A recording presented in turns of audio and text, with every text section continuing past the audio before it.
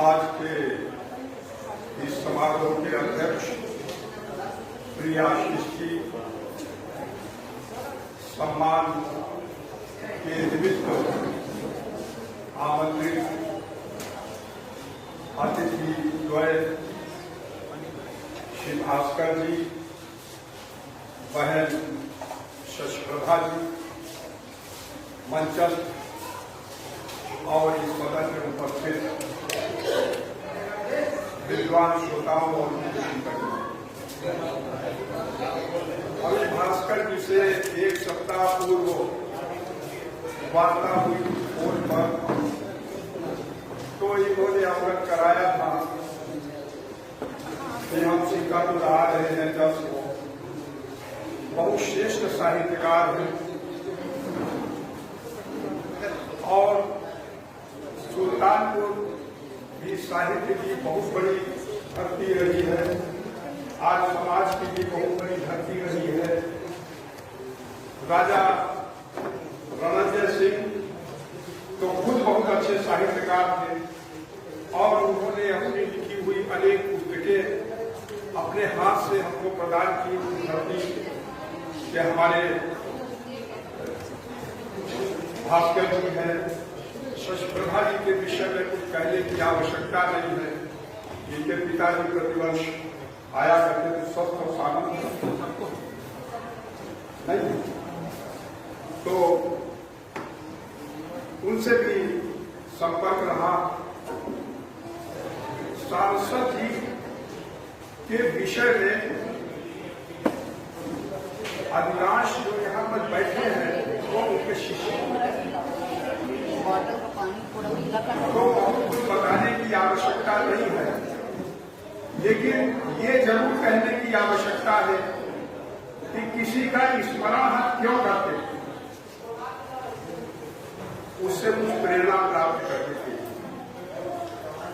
सारस्वत जी हमारे बड़े भाई थे, बहुत आत्मीयता रखते थे। हमने उनसे दो चीजें सीखी, एक तो सकारात्मक दृष्टि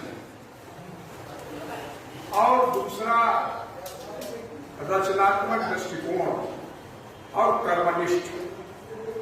वे जबरदस्त कर्मनिष्ठ, चरैवे थी उनके जीवन का आदर्श, और अपने से बड़ा जो भी सारस्वत जी के संपर्क में था उसे वो प्रणाम भी करते थे, चाहे श्रद्धेय रूप जी हो, चाहे रामजीदास कपूर हो, चाहे डॉक्टर गिरी कपूर हो,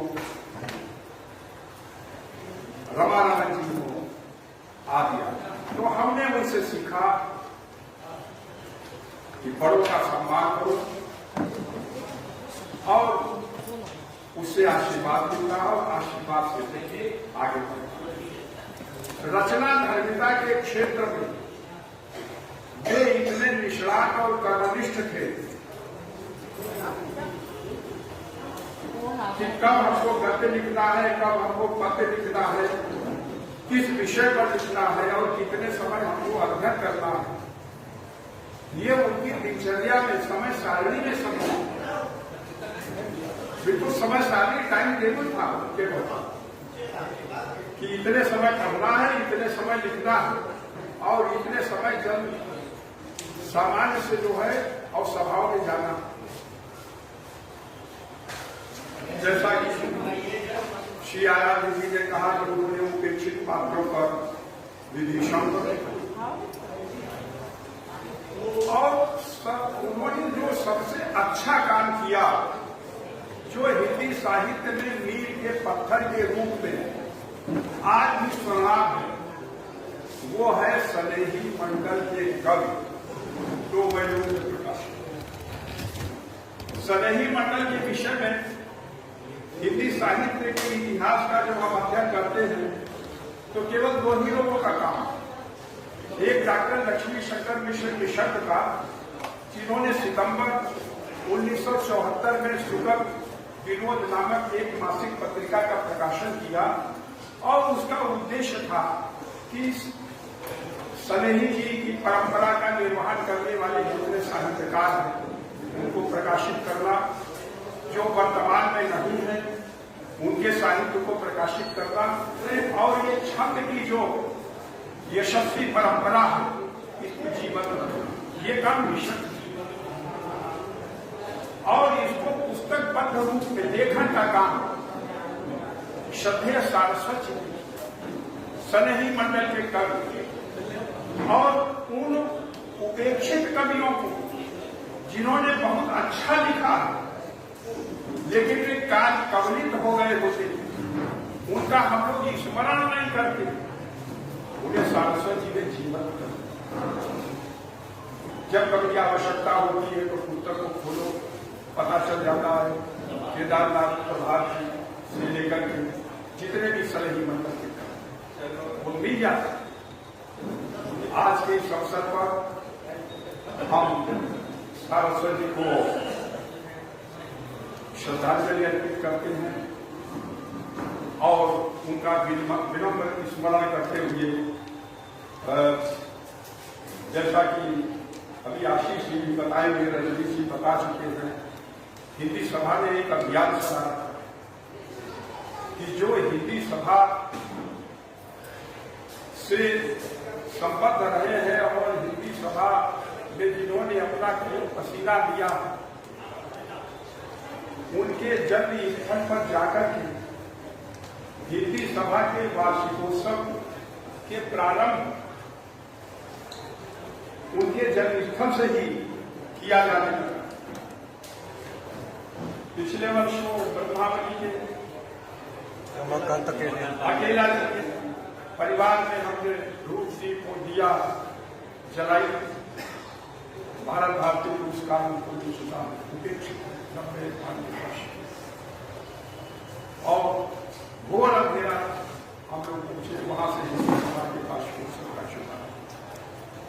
इस वर्ष हम लोगों ने बारी से और गंगौली से शुभारंभ और जैसा कि रजनीश जी ने बताया मांग की और वो स्वीकृत हो गई विश्व बंधुओं के नाम पर ये मार्ग रखा। नरोत्तम दास, महाकवि नरोत्तम दास के नाम से बारी का मार्ग रखा, स्वीकृत हो। तो प्रयास हिंदी सभा के पूरी तरीके से हिंदी सभा से जो संबद्ध रहे हैं उनकी स्मृति को जीवन रखने के लिए चल रहे हैं। आप सबके लिए योगदान इसमें आवश्यकता है। हम ये चाहें कि ये देखो पूरा परिवार है, हम लोग ये नहीं देखते हैं कि कोई 20 साल बाद मिल रहा है या 25 साल बाद मिल रहा है। निरुपमा जी कह रहे कि इतने वर्ष बाद हम आप लोगों के बीच परिवार है। ये तो हिंदी सभा, चाहे गुरु जी के परिवार को हो, चाहे पंडित रमारमन जी के परिवार का कोई, सारस्वत जी के परिवार को कोई हो, पंडित राधेश्याम मिश्रा के परिवार को हो, वही आदर, वही सम्मान और वही भाईचारा, कोई फर्क नहीं आता, क्योंकि साहित्यकारों का यही परिवार है, कोई दूसरा परिवार। इसलिए निमंत्रण मिले तब भी आइए, निमंत्रण न मिले तब भी आइए, किसी की प्रतीक्षा की आवश्यकता नहीं। इन शब्दों के साथ हम अपनी वाणी को विराम देते हैं। जय हिंद, जय हिंद।